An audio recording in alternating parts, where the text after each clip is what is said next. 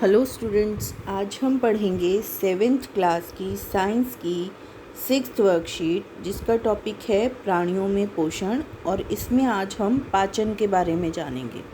ठीक है बच्चों, पिछली वर्कशीट में हमने जाना था कि शाकाहारी, मांसाहारी और सर्वाहारी जीव कौन होते हैं और किस प्रकार उनका भोजन होता है।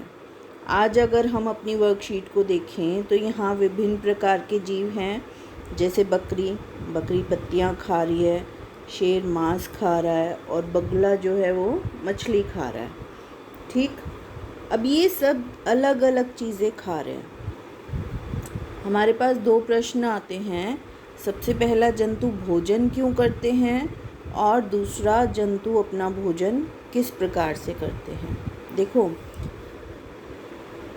हमारी धरती पर जितने भी जीवित प्राणी हैं सभी को वृद्धि करने के लिए, शरीर को स्वस्थ बनाए रखने के लिए और गतिशील बनाए रखने के लिए भोजन की आवश्यकता है, ऊर्जा की आवश्यकता है। और वो ऊर्जा कहाँ से मिलेगी? भोजन से मिलेगी। ठीक है, तो क्या करेंगे प्राणी? पोषक तत्वों को पूरा करने के लिए अंतर्ग्रहण, भोजन ग्रहण करेंगे और शरीर उसका पाचन करके उन पोषक तत्वों को अपने पास रख लेगा। ठीक है, अब देखो, सभी प्राणी चाहे वो शाकाहारी हैं या मांसाहारी हैं, वो क्या करेंगे? शाकाहारी पौधे खाएगा और मांसाहारी उस पौधे खाने वाले जीव को खाएगा। तो चाहे वो सीधा पौधे खाए या परोक्ष रूप से, यानी कि उस जीव को खाए जो पौधे खा रहा है, तो क्या हुआ? पौधे ही सभी को भोजन प्रोवाइड करवा रहे हैं, सभी को भोजन प्रदान कर रहे हैं, चाहे वो प्रत्यक्ष है या परोक्ष है। ठीक, अब बात आती है पोषक तत्वों की।